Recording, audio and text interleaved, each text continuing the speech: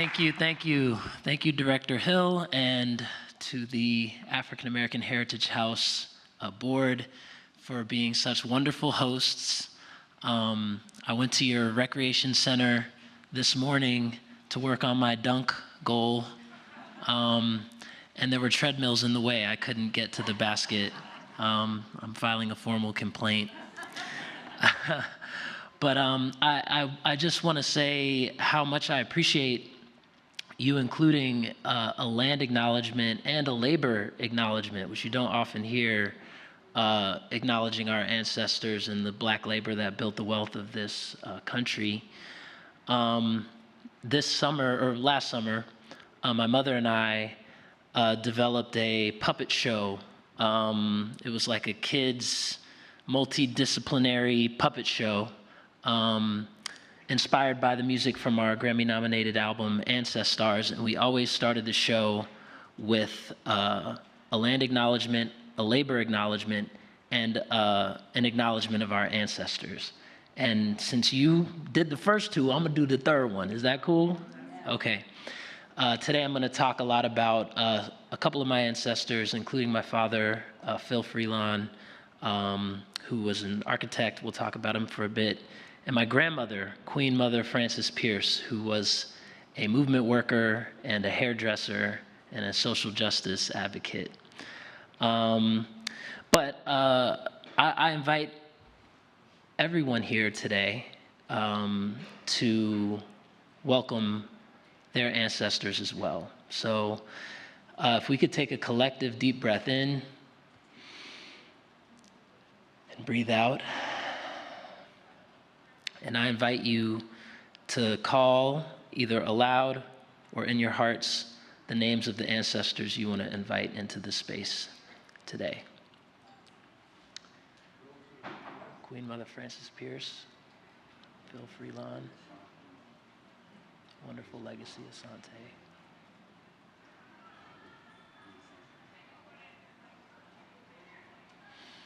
Asante. Thank you. Thank you for that. Well, spiritual grounding for social change. We're going to get grounded in some of the spirit work of my ancestors. And I want to start with an idea that I was introduced to in West Africa, in Ghana. It's a bird. There's a system of symbols there called Adinkra symbols, kind of like a hieroglyphic symbols, but a West African version. There's one of a bird that moves forward and looks back. It is Sankofa. Let me hear you say Sankofa. Sankofa. Yes, Sankofa. The literal meaning is go back and fetch it. Like, I left it behind there, go back and fetch it. But the symbology of the word Sankofa, the bird moving forward, looking back, in some depictions, the bird has an egg in its mouth, representing the next generation, the children, the babies. Make sure not just as you move forward, you look back to your ancestors, but you nurture the youth and the kids and the babies in the rich history of their ancestors so that you can move forward. So when I think about spiritual grounding for social change, Sankofa is a theme and an idea and a philosophy that I hold dear to my heart because I make children's music. I write children's picture books, the podcast with PBS Kids that millions of children around the country and around the world have listened to, and I make songs like we were talking at the reception yesterday. I got a song called Tooth Bruh. Y'all heard of the Tooth Fairy? Yeah, this is the Tooth Bruh. Like, I make songs and stories that really attempt to nurture our children and the legacies of their ancestors. And that's how I was raised. That's the water I was bathed in. And so I want to talk about some of those folks, some of my ancestors who have poured into me.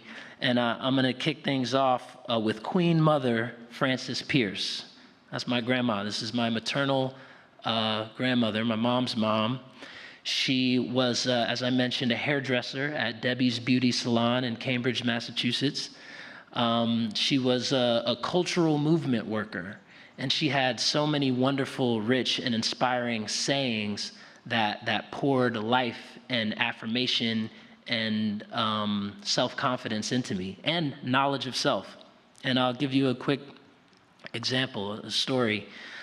So my sister and I'm the youngest of three, but my sister and I used to hang out in Cambridge over the summers and stay with Queen Mother. And I remember one morning, she's like, "What y'all want for breakfast?" And I was like, "Oh, French toast. Let's do French toast. We love when my dad makes French toast at home. Can you do French toast?" And she looks at me kind of like, "French toast? Do I look French to you?" And we're like, "What are you talking about? It's just the name of the toast. You know, you stick it in the egg and you put it on the pan." She said, "No, no, no, no, no, no, no. That's African toast." We were like, "African toast? I never heard of African toast." She said, "I'm African, so the toast is African. You African." You know, and so that's just one example. To this day, I look at my sister and say, "You want some African toast?" You know, it's like an inside joke, but the beauty of what my grandmother was doing in that moment was she was instilling in me a pride in my history, in my heritage, and in my ancestry. And in a country where African heritage is not celebrated and it's tethered to a dark and, harmful institution of slavery and of being brought here against our will, there's a negativity in some folks when you think back to that, to your ancestors and how we got here. Not for Queen Mother Frances Pierce. We did not eat a piece of toast in her house. That was not African toast. And I'm grateful to her for those lessons. She also told me things like lift as you climb. She told me no is a love word. N-O. It's a gift. I hand it out often. And I know that it's coming from a loving place because my grandmother told me no is a love word. So these are some of the values that she instilled in me. And my grandmother was a social justice warrior. She was an activist.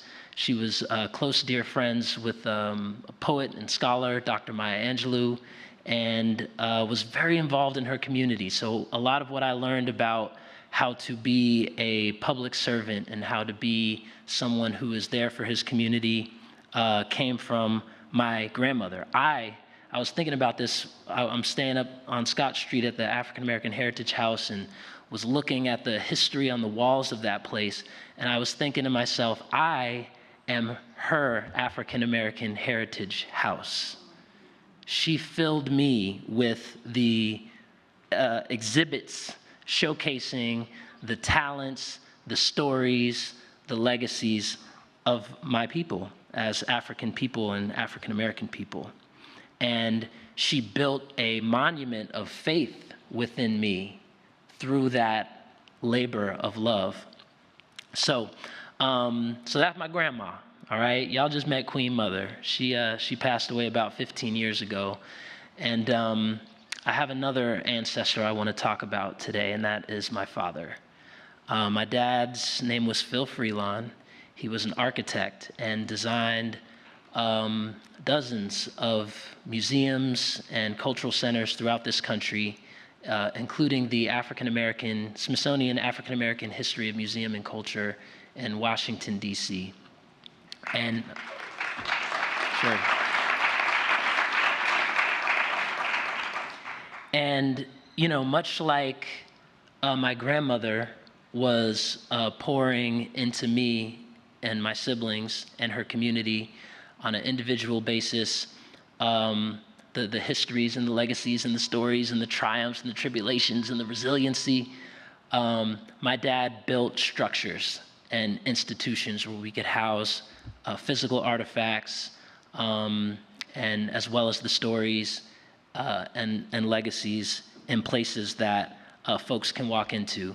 And one of the things that my dad and the executive director of the Smithsonian Institute has said that I think exemplifies the work of the types of museums my dad built is that You want an American story?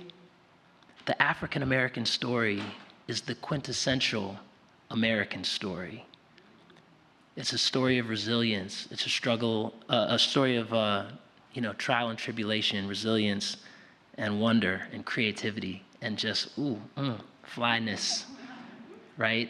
That is our legacy. And my dad, played a really, really important and foundational role, not just in my life personally, but in this country to help house that. So, and I also feel that housed within me. So I want to talk a little bit about how that translates, how that spiritual grounding has translated into social justice work. I'm a scholar of the Black freedom struggle and have taught in the departments of the African American Studies department at the University of North Carolina at Chapel Hill, which is my alma mater, and at North Carolina Central University, HBCU in Durham. And I study music. I'm a musician, but I've also studied music. And when you look back in the Black freedom struggle, you don't need to look much further than our art to see the social justice struggles that we were engaged in and how we leveraged our creative tools to get free.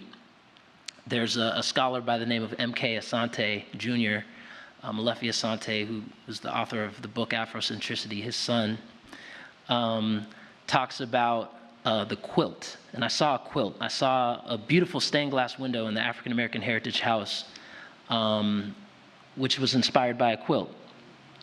And MK talks about quilts as having 4 distinct characteristics, which you find in a lot of Black art. The quilt is beautiful. It is gorgeous to look at. It is functional. It can play a functional role in keeping you warm. It is resourceful. A lot of quilts are made up of, ripped, discarded items of clothing that are woven and stitched together into something that is resourceful. And the 4th piece is it is emancipatory. The African American quilt has been utilized to create maps for enslaved Africans to escape to freedom. So those 4 pieces, it's beautiful, it's functional, it's resourceful, it's emancipatory. You find those characteristics in a lot of great Black art, African American art. And an example of that would be the spirituals. Spirituals are the first form of music to develop out of the United States. And they are what W.B. Du Bois called one of the most important cultural products in human history. So if you take a spiritual like Wade in the Water, you have a story being told, all right, that is beautiful, functional, resourceful, and emancipatory. All right, y'all know spirituals out here in Chautauqua? Wade in the water. Wade in the water, children, wade in the water. What's about to happen? God's gonna trouble the water. Absolutely. Give yourselves a round of applause. You got some beautiful singing voices. All right, Wade in the Water. Beautiful song. And you did a wonderful job filling the space with your voices. That is a spiritual that tells a really important story about Black liberation. And on one hand, there's metaphor there. Wading in water could be a biblical metaphor for a baptism, or when Moses parted the Red Sea to get his people to freedom. Just get into that water. God's going to trouble the water. Don't you worry about a thing. God's going to trouble the water.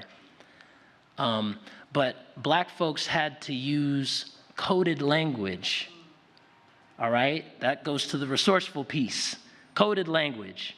And I don't think, it is really hard to wrap your mind around what life must have been like for enslaved Africans. If, they utilized coded language as a survival mechanism because you couldn't just say whatever you wanted to say. So with Wade in the Water is coded language for instructions on how to escape slavery. This was an instruction manual. If you're a runaway and trying to get north of the Mason-Dixon line to freedom, you need some strategy, you need some Quakers to look out, Underground Railroad and some other allies. And wading in water was one of those strategies. They would send dogs to chase after enslaved runaway Africans. And one way that they could get the dogs' scent off of them is to literally get into a river, a lake, a stream, and wade in that water. Whatever dog is chasing them, they will go up to those riverbanks, and they've lost the smell of their victim and their target. So, Wade in the Water is spiritual about how to escape from slavery. But you couldn't just say that, because there are dire consequences for attempting to escape slavery.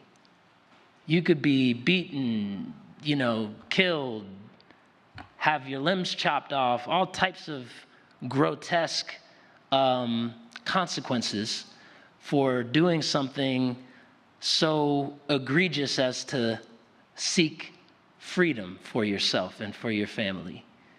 So you couldn't just say, hey man, we out, let's sing a song about it.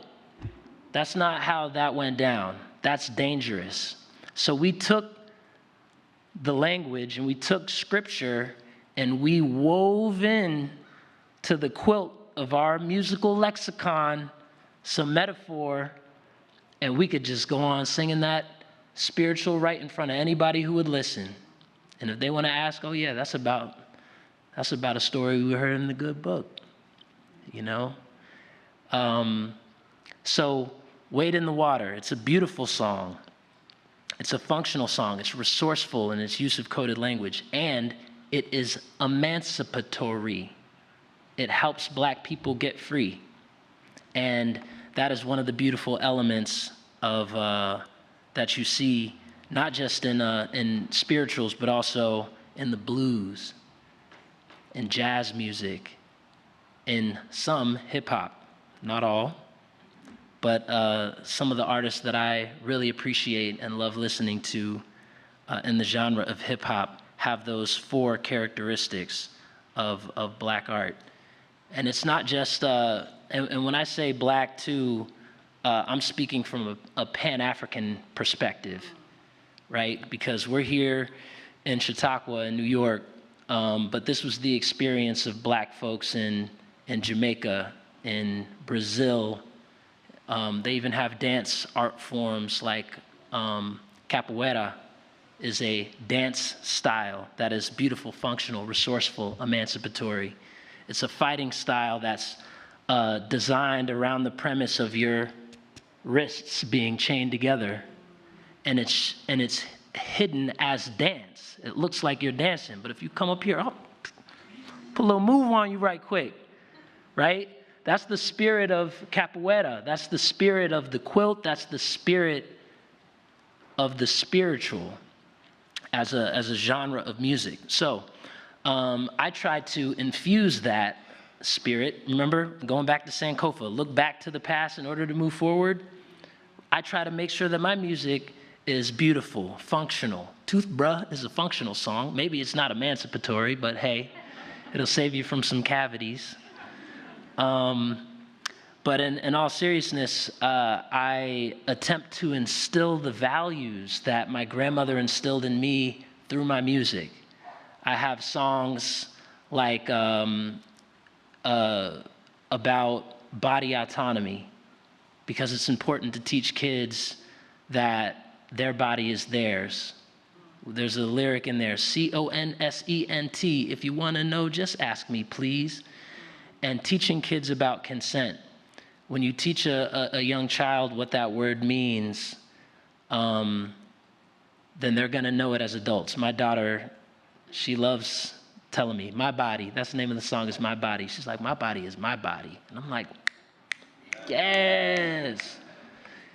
And, this is an important part of my music and an important part of my books. Another thing that shows up in a lot of my work, and you'll see this in my book, Daddy and Me Side by Side, which is a book about going on a nature walk with my son, Justice, while remembering the memory of his grandfather. So it is an intergenerational book, though the grandfather has passed away. And it's based, very much on a true story. My dad passed away after a struggle with ALS in 2019. And my kids at that time were 8 and 9. And there weren't a lot of resources out there that at a kid's level could have a healthy conversation about death. And because I didn't see one, I created one. And, in that book, I pass through the pages of the book down something my dad taught me that I've taught my son, that he was taught by his great-great-grandfather, my great-great-grandfather, his grandfather. Wait a minute, I'm missing the greats. So it's my son's great-great-grandfather, my great-grandfather, my dad's grandfather, right. His name was Alan Randall Freelon Sr. He was a Harlem Renaissance painter and impressionist. And one of the things we do in the book is exactly how we started this gathering today. It was to close your eyes, take a deep breath, and to listen. Listen to the breeze and the birds and the dripping water, and to feel the presence of your ancestors, the presence of God. This is a practice that is beautiful, it's functional, can help regulate your emotions, settle you down, connect to information and wisdom, process information. It's really resourceful because you can do it anywhere, anytime. And it can be emancipatory as well, to be able to be in touch with spirit. And this is a tool that, again, was passed down from generation to generation. And as an author, as a children's book author, I can share that gift with countless other children and countless other families that may not have the same nurturing relationships with their parents or great-grandparents that I do. So it is a gift and a blessing to be grounded in the wisdom of my ancestors and to have tools with which to share that wisdom with others through my music and my song and my books. And that work is social justice work, right? Healing is social justice work, especially for Black folks.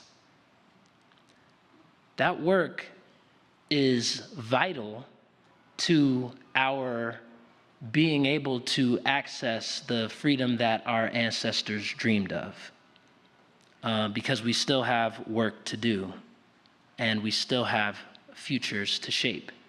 And so, again, for me, that work is rooted in spirit work and ancestral work, and I'm able to reach out to future generations through the cultural expressions of my art. Yeah. So are we good on time? Okay. Okay, 5 minutes. Great, perfect. So I think there's probably enough time for me to maybe do a little performance. Hey. Okay. So this will be kind of a mix of two songs. There's a song on my album, Ancestors. It was a song that was a part of our puppet show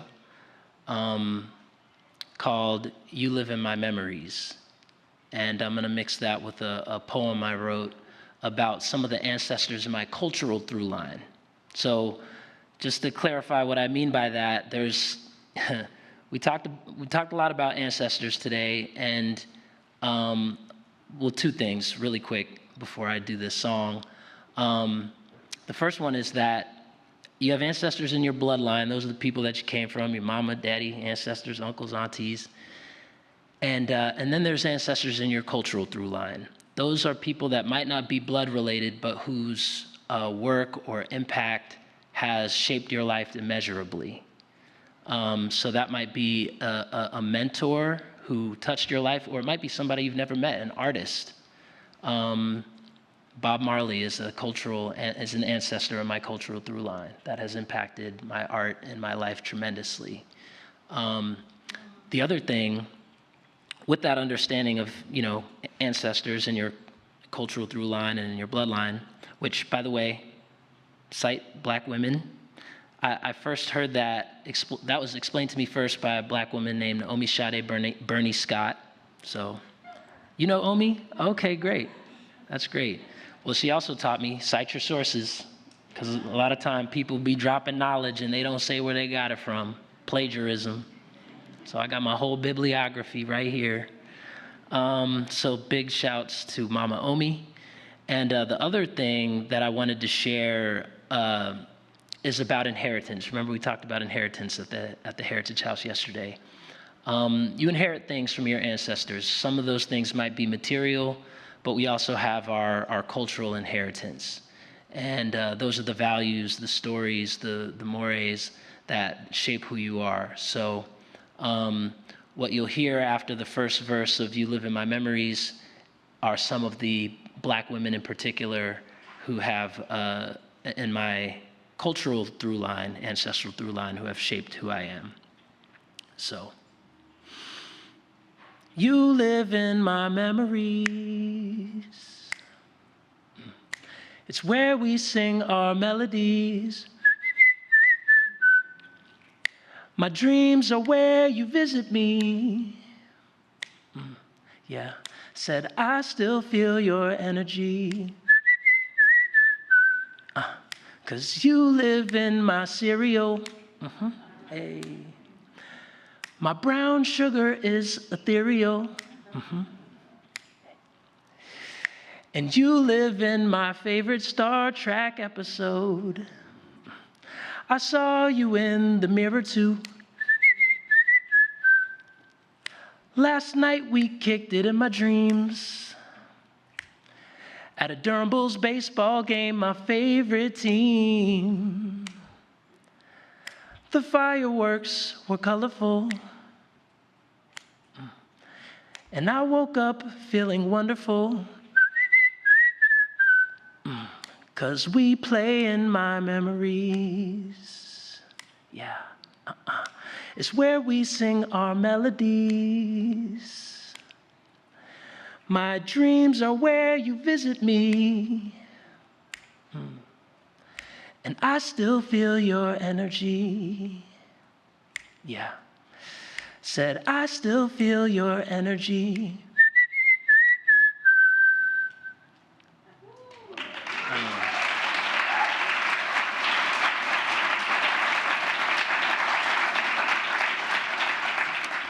All we need is another strong black woman like Jesus' mother, Mary Frances Berry to McCloy Bethune. My pen is the fire, my mouth is the fumes, the spark of revolution. Through education and dedication, we can save our black schools from losing accreditation. We need more Beverly Tatums to use schools as our mules for 40 acres of reparations. Nefertiti to Nikki Giovanni, Cleopatra to Coretta Scott King, Queen Latifah to Josephine Baker, Fannie Lou Hamer, Maya Angelou to Angela Davis. You my angels and my inspirations. I write verses and hooks, but one day I'll write books like Gwendolyn Brooks and Bell Hooks. And I do it for y'all. Somebody tell my Auntie Maya I'm going to answer the call. In my memories. There you go. Okay. Thank you.